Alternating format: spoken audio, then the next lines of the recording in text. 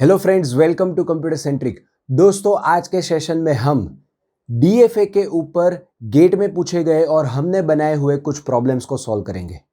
दोस्तों, इन्हें सॉल्व करने से आपको समझ में आएगा कि ये जो डीएफए की थियरी हमने पढ़ी थी उसके क्वेश्चंस किस तरह से पूछे जाते हैं, अलग अलग वैरायटी के क्वेश्चंस को हमें किस तरह से सॉल्व करना चाहिए, किस तरह से कौन सी मेथड लगानी चाहिए, कौन सा आइडिया लगाना चाहिए ताकि हम जल्दी से जल्दी सही आंसर ला पाए।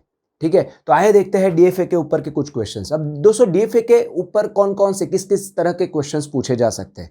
तो एक तो एक इस तरह का क्वेश्चन होता है कि मान लीजिए आपको डीएफए क्वेश्चन में दिया गया है और ऑप्शन में आपको रेगुलर एक्सप्रेशन दी गई है। मुझे डीएफए क्वेश्चन में दिया गया है and which is the equivalent और corresponding regular expression of that DFA, इस तरह का क्वेश्चन पूछा गया है। या तो फिर ऐसा भी पूछा जा सकता है कि भी आपको क्वेश्चन में डीएफए दिया गया है, इसका करस्पॉन्डिंग मिनिमाइज डीएफए क्या होगा और आपको ऑप्शंस में डीएफए दिए गए हैं।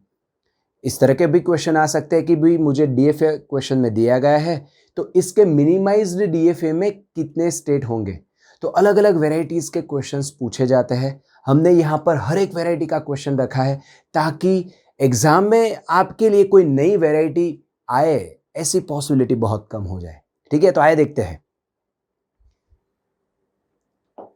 सबसे पहला क्वेश्चन है, इजी क्वेश्चन हमने रखा हुआ है। क्वेश्चन क्या है? DFA to recognise all strings of the form 0 + 1 whole star 0 1 1। तो दोस्तों, यहां पर मुझे रेगुलर एक्सप्रेशन दी गई है 0 + 1 होल स्टार 0 1 1। अब ये जो रेगुलर एक्सप्रेशन है, इस रेगुलर एक्सप्रेशन का डीएफए क्या होगा, और हमें ऑप्शन में 4 डीएफए दिए गए हैं। ठीक है, तो आए एक एक ऑप्शन को बारी बारी देखते हैं। ठीक है, एक मेथड ये कर सकते हो, आप अलग से आपका डीएफए बनाओ और उसको इसके साथ कंपेयर कीजिए, या तो फिर अगर मुझे अलग से डीएफए नहीं बनाना है तो मैं ऑप्शन को देखूंगा कि वो क्या सही है कि नहीं। अब ऑप्शन को देखते समय हम उन दो रूल्स जो मैंने आपको बताए थे उनको याद करेंगे। क्या थे? जितनी भी स्ट्रिंग मेरी रेगुलर एक्सप्रेशन जनरेट करी है वो सारी स्ट्रिंग आपका डीएफए एक्सेप्ट करना चाहिए, और जितनी स्ट्रिंग मेरी रेगुलर एक्सप्रेशन जनरेट नहीं कर रही है वो सारी स्ट्रिंग आपका डीएफए रिजेक्ट करना चाहिए। अगर ये दोनों रूल सेटिस्फाई होते हैं then we can say that this is the correct DFA for the given language or for the given regular expression। ठीक है, तो चलिए चेक करते हैं। अब स्ट्रिंग्स एंडिंग इन 0 1 1, आप देखिए ये जो रेगुलर एक्सप्रेशन है ये किसकी रेगुलर एक्सप्रेशन है, किस लैंग्वेज के? Strings ending in 0 1 1। चलिए ऑप्शन ए पे कॉन्सेंट्रेट करते हैं।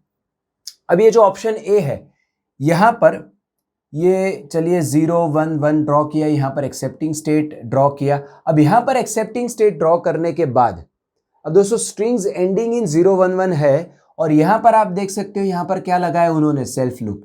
मतलब मैं 0 1 1 लेता हूं, मान लीजिए मेरी स्ट्रिंग है 0 1 1 और उसके बाद और एक 0 आता है, तो ये स्ट्रिंग हो गई 1 1 0 से एंड हो गई, और इस तरह की स्ट्रिंग ये जो डीएफए है ऑप्शन ए वाला वो एक्सेप्ट करता है, तो इसलिए ऑप्शन ए वाला डीएफए गलत है।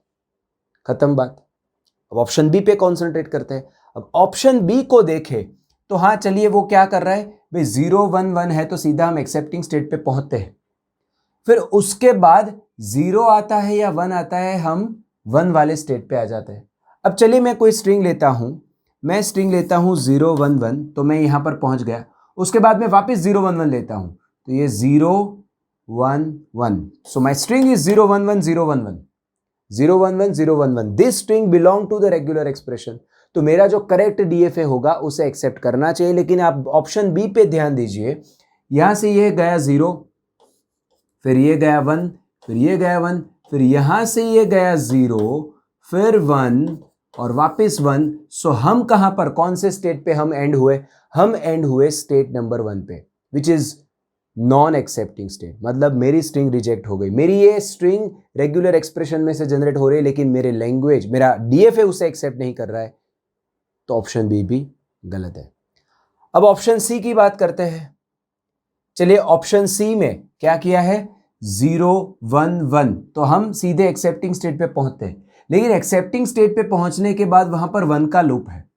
मतलब अगर मेरी स्ट्रिंग है 0 1 1 1 1, कुछ इस तरह की मेरी स्ट्रिंग है, तो वो एक्सेप्ट हो जाएगी। आप देखें ये गया 0, फिर ये गया 1, ये गया 1, वापस 1, वापस 1, स्ट्रिंग एक्सेप्ट हो रही है।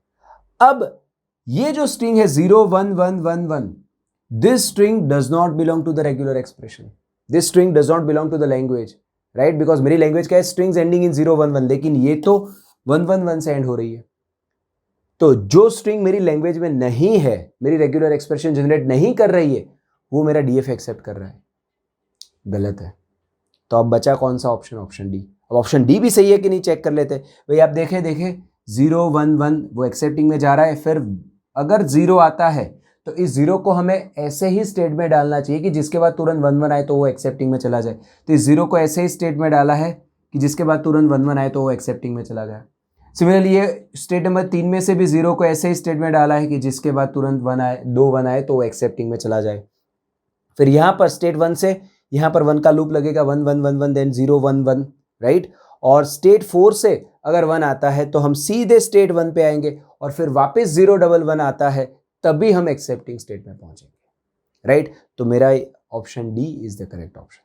तो दोस्तों, अगर आपको कोई ऐसी रेगुलर एक्सप्रेशन दी गई है, बहुत ही कॉम्प्लेक्स रेगुलर एक्सप्रेशन है जिसका डीएफए बनाना थोड़ा डिफिकल्ट है, तो आप यहां पर इस क्वेश्चन को हमने जिस तरह से सॉल्व किया, अलग अलग स्ट्रिंग आप रेगुलर एक्सप्रेशन की या लैंग्वेज की लोगे और उसे यहां पर अप्लाई करके सही ऑप्शन कौन है, गलत कौन सा है, उसे निकालोगे, राइट, और सही ऑप्शन को चूज करोगे, ठीक है। So my correct answer is D for Delhi, right. So for this question the correct answer is D. Next question, which of the following string over sigma 01 recognized by the given transition diagram?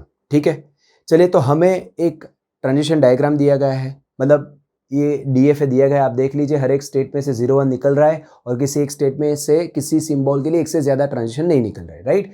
तो ये DFA मुझे दिया गया है। अब ये DFA कौन सी regular expression accept करता है, ये 4 ऑप्शन में से, ये मुझे चेक करना है, ठीक है। देखने में बहुत ही डिफिकल्ट लग रही है यार, ए बी सी डी कितनी कॉम्प्लेक्स रेगुलर एक्सप्रेशंस दी गई है, लेकिन इतना डिफिकल्ट नहीं होता है।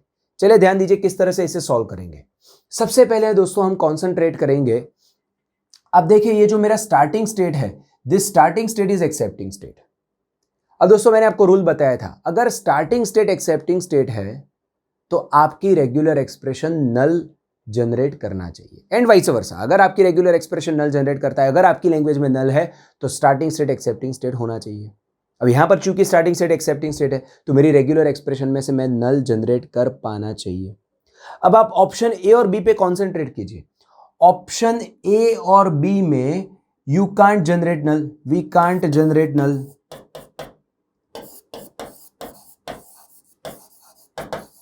राइट। ऑप्शन ए और बी में से हम नल जनरेट नहीं कर सकते, क्योंकि आप देखिए ऑप्शन ए में क्या है, ये पैरेंथेसिस के अंदर 0 star plus 1.1 plus 0 1 star and then 0 0। तो यहां पर ये चीज, ये 1 और ये 2 0, ये यहां पर कंपलसरी है। इतनी चीज तो, सबसे छोटी स्ट्रिंग इतनी तो जनरेट होगी ही। सिमिलरली अगर हम ऑप्शन बी पे कॉन्सेंट्रेट करें, तो अगर ये 0 लेता है तो ये 0 कंपलसरी है, और अगर ये वाला पार्ट लेते हैं तो ये 2 0 कंपलसरी है। You can't generate null from option A and B. तो ये तो एलिमिनेट ही हो चुके। अब आपको कॉन्सेंट्रेट करना है option C as well as option D पे, ठीक है। अब मान लीजिए मैं ऑप्शन डी पे कॉन्सेंट्रेट करता हूं। ऑप्शन डी है 0 plus 1.01 whole star dot 0 0 whole star. Option C और डी दोनों में से नल जनरेट हो रहा है, हम कॉन्सेंट्रेट करते हैं ऑप्शन डी पे। अब देखिए ऑप्शन डी में एक तो है, एक पार्ट है ये 0, मैं सिंगल 0 जनरेट कर सकता हूं और 0 का स्टार भी जनरेट कर सकता हूं, ठीक है। चलिए, अब ये वाला जो पोर्शन है, यहां पर ये क्या बोल रहा है, 1.01 होल स्टार, राइट। सो 1 के बाद 0 1 0 1 0 1 0 1 ऐसे कॉम्बिनेशंस, और उसके बाद 0 0। तो आप देखिए यहां पर 1 फिर 0 1 0 1 0 1 और फिर 0 0, तो एक्सेप्टिंग में जा रहा है, ठीक है। अब दोस्तों मान लीजिए मुझे कुछ इस तरह की स्ट्रिंग जनरेट करनी है कि भाई 1 और उसके बाद 0 1। अब यहां पर ये 0 1 लेने के बाद हम 1 पे खेल सकते हैं, जो कि यहां पर नहीं दिया गया है। यहां पर क्या बोला गया भाई 0 1 0 1 0 1 0 1 और उसके बाद 0 0 लेना पड़ेगा। लेकिन यहां पर आप देखो 0 1 0 1 ये लेने के बाद मैं 1 पे भी यहां पर खेल सकता हूं, right. So my string can be 1, फिर मैं 0 1 लेता हूं, फिर मैं 1 1 1 1 कुछ ऐसा लेकर के फिर 0 0 को लेकर के मैं एक्सेप्टिंग में जाता हूं, right. So suppose this is my string, right. Now you check this string is accepted by my finite automata. अब देखे 1 फिर 0 1 1 1 then 0 0, right. So this string is accepted by finite automata. और एक 1 है, मान लीजिए ये 1 0 1 1 1 1 एंड देन 0 0. अब क्या ये स्ट्रिंग मेरी रेगुलर एक्सप्रेशन जनरेट कर पाएगी? अब देखिए यहां पर मैं यहां से 1 लूंगा, फिर यहां से 0 1 मैं लेता हूं, तो ये मैंने 0 1 ले लिया. अब ये बाकी के 111 मैं कहां से जनरेट करूंगा? क्योंकि ये 0 1 के बाद तो तुरंत 0 0 आना चाहिए. 0 1 के बाद या तो आप वापस 0 1 ले सकते हो या 0 0 ले सकते हो. तो ये वाले 1 हम जनरेट नहीं कर पाएंगे. ऑप्शन डी बी गलत हो गया. My correct answer is C. तो सिंपल सी चीज इस तरह की मुझे चेक करनी है. ऑप्शन सी पे कॉन्सेंट्रेट कीजिए. क्या ऑप्शन सी हमारे डीएफए को रिकॉग्नाइज करता है? आप देखिए, या तो मैं 0 लेता हूं या फिर मैं 1, आप देखिए यहां पर 1 लेकर के 0 1 या 1 का कोई भी कॉम्बिनेशन लेता हूं. अब देखिए 1 को लेकर के हम यहां पर आए Q2 पे. अब Q2 से मैं 0 1 लेता हूं तो भी Q2 पे, 1 1 1 1 भी लेता हूं तो भी Q2 पे, वापस 0 1 1 1 1 1 1 0 1 1 0 1 के कोई भी कॉम्बिनेशन में लेता हूं तो हम Q2 पे एंड होते हैं. ठीक है, तो इसलिए 1 + 0 1 का होल स्टार और फिर 2 0 लेकर के हम एक्सेप्टिंग स्टेट में पहुंचते हैं.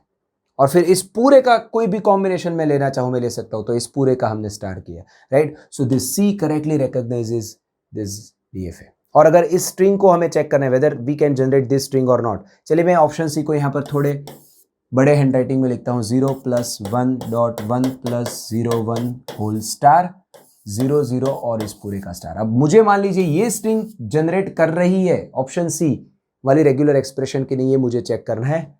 तो हम इसे जनरेट करने के लिए क्या करेंगे? सबसे पहले ये 0 नहीं लेंगे, ये वाला पोर्शन हम लेंगे. ठीक है, तो यहां से मैं लेता हूं 1, फिर इस वाले में से 1 + 0 1 का कोई भी कॉम्बिनेशन में जनरेट कर सकता हूं, राइट. तो यहां से मैं 0 1 भी जनरेट करूंगा, फिर ये 1 भी जनरेट करूंगा और उसके बाद मैं 0 0 लूंगा. अब देख लीजिए स्ट्रिंग जनरेट होगी, right. So C is the correct answer. Next question. Now this question was asked in GATE exam, right. बहुत ही अच्छा क्वेश्चन है. Consider the following finite state automata. The language accepted by this automata is given by the regular expression. तो हमें एक automata दिया गया है और ये ऑटोमेटा कौन सी रेगुलर एक्सप्रेशन या कौन सी लैंग्वेज एक्सेप्ट करता है, ये हमें आइडेंटिफाई करना है. अब ध्यान दीजिए कि ये ऑटोमेटा में सबसे पहले ये जो Q3 वाला स्टेट है, ये Q3 वाला स्टेट हमें कंफ्यूज करने के लिए दिया गया है. This Q3 state is unreachable. From the starting state you can never reach to this Q3 state. तो इसे पहले इग्नोर कर दीजिए और फिर बाकी की चीजों पे गौर दीजिए. ठीक है, तो अब सबसे पहले हम क्या चेक करेंगे? ये स्टार्टिंग स्टेट जो है वो एक्सेप्टिंग स्टेट नहीं है. स्टार्टिंग स्टेट एक्सेप्टिंग स्टेट नहीं है तो मेरी रेगुलर एक्सप्रेशन में नल नहीं होना चाहिए. चलिए, तो मैं पहले ऑप्शंस को देखता हूं. ऑप्शन ए जो है इसमें नल जनरेट नहीं कर सकते क्योंकि ये ए कंपलसरी हो गया है. ठीक है, चलिए. ऑप्शन बी जो है ये निकल गया क्योंकि option B is A + B whole star and from A + B whole star we can generate null, right. जबकि हमारा स्टार्टिंग स्टेट एक्सेप्टिंग स्टेट नहीं है तो ऑप्शन बी गलत हो चुका.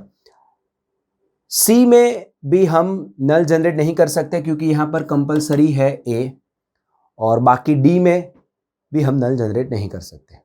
ठीक है, अब ध्यान दीजिए यहां पर सबसे छोटी जो स्ट्रिंग है, सबसे छोटी जहां पर नल रखना है वहां पर मैं नल रख देता हूं. बी स्टार में नल रखता हूं. यहां पर जो चीज कंपलसरी है तो ये सबसे छोटी चीज है ऑप्शन ए में ट्रिपल है. ठीक है, ऑप्शन ए में सबसे छोटी स्ट्रिंग है ट्रिपल है. अब आप देखें ध्यान से कि ये जो Q0 स्टेट है, इस Q0 स्टेट में से मैं सिंगल ए लेता हूं, सिर्फ मैं स्ट्रिंग लेता हूं ए. तो इस ए वाली स्ट्रिंग से हम एक्सेप्टिंग स्टेट पे पहुंच गए. मतलब मेरा डीएफए स्ट्रिंग ए को एक्सेप्ट कर रहा है, लेकिन ऑप्शन ए में से जो रेगुलर एक्सप्रेशन दी गई है इसमें से हम सिंगल ए जनरेट कर पाएंगे नहीं, क्योंकि the smallest string which can be generated from this option is triple है. बिकॉज मैं जहां कहीं भी मुझे बी स्टार दिया गया वहां पर मैं नल ले लेता हूं, तो स्मॉलेस्ट स्ट्रिंग यही होगी. ठीक है, so option A can't generate single है, तो ऑप्शन ए गलत हो गया, निकाल देते हैं. अब आप ऑप्शन डी देखिए. ऑप्शन डी में the smallest string which we can generate is A, क्योंकि मैं बी स्टार में से नल ले लेता हूं, तो बचा क्या? Double A. So the smallest string which option D can generate is double A, whereas single A is accepted by DFA. Option D भी गलत हो गया है. बचा ऑप्शन सी, यही सही होना चाहिए। आप देख लीजिए ऑप्शन सी में स्मॉलेस्ट स्ट्रिंग इज ए। और इसे और भी थोड़ा डिटेल में देखना हो तो आप देख लीजिए, यहाँ पर ये हमारा डीएफए क्या कर रहा है, ये n number of B's, infinite number of B's it is taking, right, B star फिर ए, और फिर एक बार आप Q1 में पहुंच गए, एक बार आप Q1 स्टेट में पहुंच गए जो कि एक्सेप्टिंग स्टेट है, फिर चाहे ए आता है कि बी आता है, हम एक्सेप्टिंग स्टेट में ही रहने वाले हैं। आप देखें Q1 में से ए आता है तो हम Q2 पे चले जाते हैं, वो एक्सेप्टिंग स्टेट है। बी आता है तो Q2 पे ही रहते हैं, वो एक्सेप्टिंग स्टेट है। वापस ए आता है Q1 पे आता है, वो एक्सेप्टिंग स्टेट ही है। वापस Q1 में से बी आता है, वो भी एक्सेप्टिंग स्टेट है। तो मतलब इसका मीनिंग ये हुआ कि एक बार मैं Q1 पे पहुंच गया, फिर मैं या तो Q1 पे रहूंगा या तो Q2 पे रहूंगा, और दोनों ही मेरे एक्सेप्टिंग स्टेट है। तो बी स्टार ए, और उसके बाद चाहे कुछ भी आए हम एक्सेप्ट करेंगे, और चाहे कुछ भी मतलब B A plus B whole star, right. So this is what the regular expression is. ठीक है, तो इस तरह से हमें चेक करना है। सबसे पहले नल के लिए चेक कीजिए, कुछ ऑप्शंस निकल जाएंगे। फिर छोटी स्ट्रिंग कौन सी है उसके लिए चेक कीजिए, उसके लिए भी अगर आपको एक करेक्ट आंसर नहीं मिल रहा है तो उससे ज्यादा लेंथ वाली स्ट्रिंग लीजिए। थोड़ा डीएफए पे कॉन्सेंट्रेट कीजिए, ये किस तरह की पैटर्न जनरेट करता है, क्या ये पैटर्न हमारी रेगुलर एक्सप्रेशन में है नहीं है, इस तरह से हम आंसर ला सकते हैं। ठीक है, next question, the minimum state automata equivalent to the above finite state automata has the following number of states. मतलब इसी ऑटोमेटा के बारे में बोला गया है। अब इस ऑटोमेटा को अगर मैं मिनिमाइज करूं तो उसमें कितने स्टेट होंगे। अब दोस्तों सबसे पहले Q3 अनरीचेबल स्टेट है तो उसको हम निकाल देंगे, और दूसरा हम यहां पर अप्लाई कर सकते हैं हमारा मिनिमाइजेशन वाला अल्गोरिदम।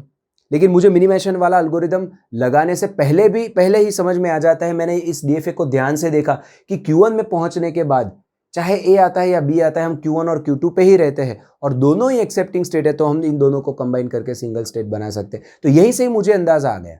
तो अल्टीमेटली मेरे डीएफए में, मेरे मिनिमाइज्ड डीएफए में एक स्टेट होगा ये Q0 वाला, और दूसरा इन दोनों का कंबाइंड होगा, सिर्फ दो ही स्टेट होंगे, और मेरा आंसर होगा 2।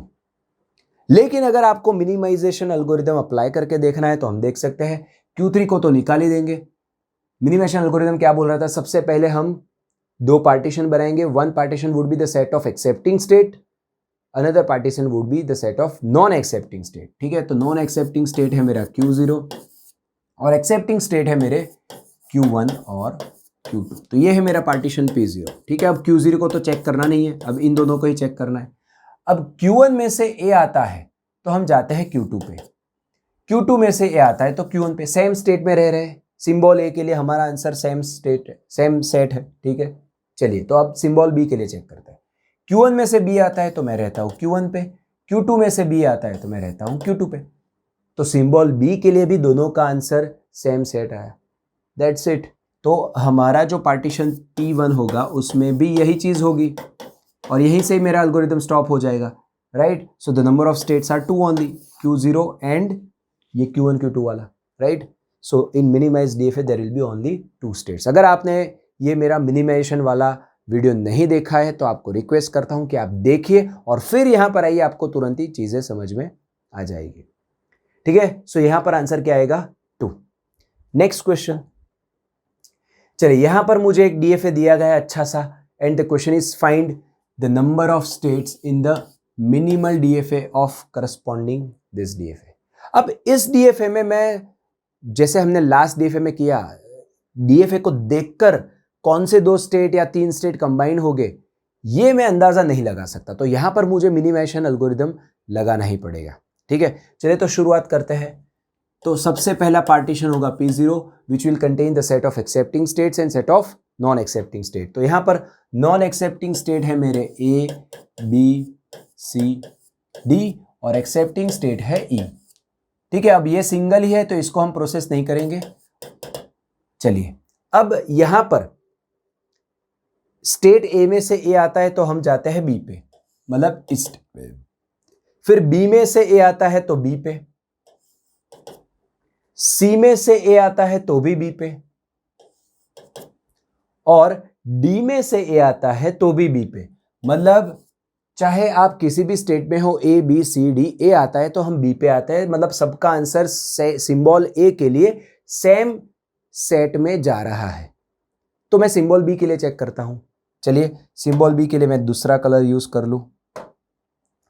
ए में से अगर बी आता है तो हम जाते हैं सी पे, ए में से बी आता है तो जाते हैं सी पे, बी में से बी आता है तो हम जाते हैं डी पे, तो बी में से अगर बी आता है तो हम जाते हैं डी पे, फिर सी में से बी आता है तो सी पे ही रहते हैं, सी में से बी सी पे ही रहते हैं, और डी में से अगर बी आता है तो हम जाते हैं ई पे, डी में से बी आता है तो हम जाते हैं ई पे।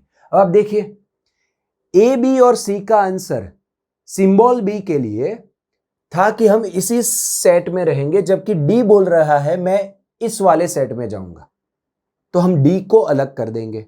ठीक है, तो नेक्स्ट स्टेप में मेरे पार्टीशन क्या होंगे, ये रहेंगे ए बी सी यहां पर, फिर हम डी को अलग करेंगे और यहां पर होगा ई। अब हम इस चीज को फिर से दोहराएंगे, राइट। अब इस ए बी सी के लिए चेक करेंगे। अब हमें पता है कि स्टेट ए हो या बी हो या सी हो, सब में से सिंबल ए आता है तो हम बी पे जा रहे हैं, मतलब सिंबल ए के लिए सबका आंसर सेम है, सीधा सिंबल बी के लिए चेक करते हैं। कैपिटल ए जो हमारा स्टेट है, इसमें से अगर बी आता है तो हम जाते हैं सी पे, ए में से बी आता है तो सी पे, बी में से बी आता है तो डी पे। अब आप देखिए बी में से डी आता है तो हम इस वाले सेट में जाने का बोल रहे हैं, और सी में से अगर बी आता है तो सी पे। तो आप देखिए ए और सी का जो आंसर है सिंबल बी के लिए, वो इसी सेट में रहने को बोल रहा है, जबकि बी बोल रहा है हम डी पे जाएंगे, मतलब बी बोल रहा है हम इस वाले सेट में जाएंगे, मतलब बी का आंसर ए और सी के आंसर से अलग है, तो हम बी को अलग कर देंगे। ठीक है, तो नेक्स्ट पार्टीशन जो मेरा होगा यहां पर होगा ए सी, इस बी को हमने अलग कर दिया, ये हो गया मेरा डी और ये हो गया मेरा ई। चलिए अब नेक्स्ट पार्टीशन के लिए चेक करते हैं। ए में से अगर ए आता है तो बी, सी में से ए आता है तो बी, मतलब ए में से ए आता है तो बी, सी में से ए आता है तो बी, मतलब ए के लिए इन दोनों का आंसर सेम है, सेम सेट में जा रहा है। अब सिंबल बी के लिए ए में से अगर बी आता है तो हम जाते हैं सी पे, और सी में से बी आता है तो भी सी पे, मतलब सिंबल बी आता है तो हम इसी सेट में रहने का बोल रहे हैं, राइट। मतलब ए एंड सी, ये जो दो मेरे स्टेट है, इनका आंसर सभी सिंबल के लिए सेम है, इसलिए हम इन दोनों को रख सकते हैं। मतलब तो मेरा नेक्स्ट पार्टीशन होगा प्रीवियस वाला ही, यही पार्टीशन होगा यहां पर। ठीक है, so how many states will be there, कितने स्टेट बनेंगे, एक तो ये, फिर ये दूसरा, ये तीसरा और ये चौथा। So minimum 4 states will be there in the minimised DFA. ठीक है, सो answer is 4। So this is how we apply this minimisation algorithm. फिर से मैं रिक्वेस्ट करता हूं जिन्होंने नहीं देखा है वो वीडियो देख लीजिए। चलिए next question, a deterministic finite automata is given below, which of the, ठीक है यहां पर पॉइंट है, which of the following finite state machine is a valid minimal DFA which accepts the same language as D. मतलब ये जो DFA language accept करता है उसी लैंग्वेज को एक्सेप्ट करे, ऐसा इसका मिनिमाइज डीएफए का वर्जन क्या होगा। और हमें यहां पर ऑप्शन में 4 डीएफए दिए गए। अब देख के पता नहीं चलेगा कौन से स्टेट कंबाइन कर सकते हैं, मिनिमाइजेशन एल्गोरिथम अप्लाई करेंगे। चलिए तो अप्लाई करते हैं, थोड़ा स्पीड में करेंगे, ठीक है, क्योंकि एग्जाम में क्वेश्चंस हम थोड़ा स्पीड में सॉल्व करेंगे। चलिए तो सबसे पहले पार्टीशन में set of accepting state, set of non accepting state. यहां पर नॉन एक्सेप्टिंग स्टेट्स है पी क्यू आर और एक्सेप्टिंग स्टेट्स है एस और टी।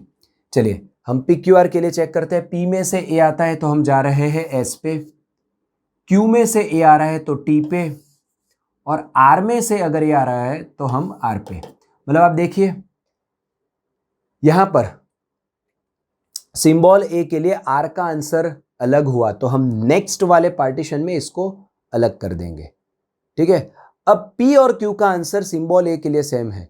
अब पी क्यू का आंसर सिंबल बी के लिए भी सेम है कि नहीं चेक करते हैं। अब पी में से बी आता है तो क्यू, और क्यू में से बी आता है तो आर। ठीक है, मतलब पी और क्यू बोल रहे हैं अगर ए आता है तो हम इस वाले सेट में जाएंगे, और अगर बी आता है तो हम इसी सेट में रहेंगे। मतलब दोनों का आंसर सेम है।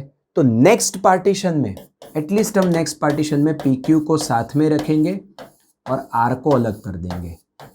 ठीक है, और एस टी का तो हमें चेक करना बाकी है। चलिए एस और टी का चेक करते हैं, इसको मैं इरेज कर देता हूं। चलिए अब एस टी का चेक करते हैं। अब एस में से ए या बी आता है तो हम एस पे ही रहते हैं, टी में से भी ए या बी आता है तो हम टी पे ही रहते हैं। तो आप देख लीजिए, एस में से ए आता है या बी आता है, एस पे ही रहेंगे, टी में से ए या बी आता है, हम टी में ही रहेंगे। मतलब दोनों ही सिंबल के लिए इन दोनों का आंसर सेम है, तो ये सेम सेट में रह सकते हैं, तो हम इसे यहां पर फिक्स कर देंगे। अब हमें इतना तो पता चल गया, अभी ये दोनों तो सेम सेट में ही रहने वाले हैं, ये अलग हो गया। अब इनके लिए चेक करना है, चलिए फिर से करते हैं। पी में से अगर ए आता है तो हम जाते हैं एस पे, और क्यू में से ए आता है तो टी पे। मतलब सिंबल ए के लिए दोनों का आंसर सेम है कि भाई हम इस सेट में जाएंगे। सिंबल बी के लिए पी में से बी आता है तो क्यू पे, लेकिन क्यू में से बी आता है तो हम जा रहे हैं आर पे। मतलब सिंबल बी के लिए दोनों का आंसर अलग हुआ, तो नेक्स्ट पार्टीशन में हम क्या करेंगे, इनको अलग कर देंगे। सो यहां पर ये हो गया पी, ये हो गया क्यू, ये हो गया आर, और ये हो गया एस टी। तो यहां से मुझे पता चल गया भाई पी क्यू आर स्टेट होंगे और ये एक स्टेट होगा एस टी। ठीक है, तो ये 4 होंगे। अब यहां पर डीएफए में देखते हैं भाई 4 स्टेट कहां पर है। ये ऑप्शन सी तो यूं ही निकल गया क्योंकि यहां पर 3 स्टेट है, ये भी निकल गया, यहां पर 3 स्टेट है। अब या तो ए हो सकता है या बी हो सकता है। आप देख लीजिए कि भाई यहां पर एक्सेप्टिंग स्टेट तो ये एस और टी एक ही होगा, और उन्हीं को कंबाइन किया, बाकी पीक्यूआर में कोई चेंज आने वाला नहीं है, तो पीक्यूआर वैसा का वैसा रहेगा, और यहाँ पर एस और टी कंबाइन होकर के ये स्टेट बनेगा, और यहाँ पर एक्सेप्टिंग बनेगा। जबकि यहाँ पर क्यू को एक्सेप्टिंग बना दिया है, जबकि क्यू यहाँ पर तो एक्सेप्टिंग है ही नहीं, ऐसा नहीं हो सकता। So my correct answer will be A. ठीक है, तो इस तरह से आप मिनिमाइजेशन एल्गोरिथम को अप्लाई कर सकते हो। और एक क्वेश्चन देखते हैं, चलिए। Consider the following DFA in which S0 is the starting state, S1 and S3 are final state। तो यहां पर मुझे कोई एक DFA दिया गया है जिसमें S0 starting state है, S1 S3 accepting state है। अब ऑप्शन में दिया गया है what language does this DFA recognizes? All strings of x and y, all string of x and y which have either even number of x and even number of y, or odd x and odd y। Option C है all strings of x and y which have equal number of x and y। Option D है all strings of X and Y with either even number of X and odd Y, और odd X and even Y. तो इनमें से क्या answer होगा? अब दोस्तों इस तरह का क्वेश्चन हमने देखा है, इस तरह का डीएफए हमने बनाया है।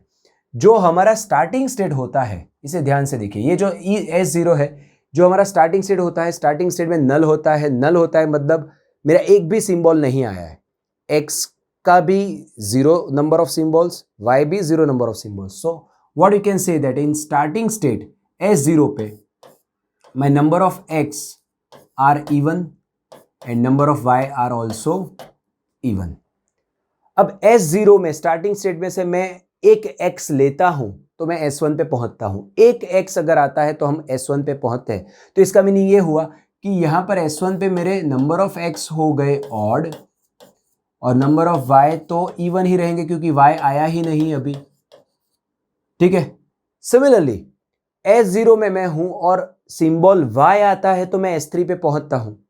तो S3 कौन से स्टेट को रिप्रेजेंट कर रहा है कि भी नंबर ऑफ x यहां पर होंगे इवन, और जबकि नंबर ऑफ y होंगे ऑड। और ये S2 कौन से स्टेट को रिप्रेजेंट करता है? नंबर ऑफ x ऑड और नंबर ऑफ y ऑड। तो यहां पर ये S1 और S3 दोनों ही एक्सेप्टिंग स्टेट है। तो ये किस तरह की लैंग्वेज को एक्सेप्ट करता है कि जिसमें x ऑड हो एंड y इवन हो, और x इवन हो एंड y ऑड हो, right. So my answer will B D, all strings of x and y with either even x and odd y, और odd x and even y। So this will be my answer. ठीक है।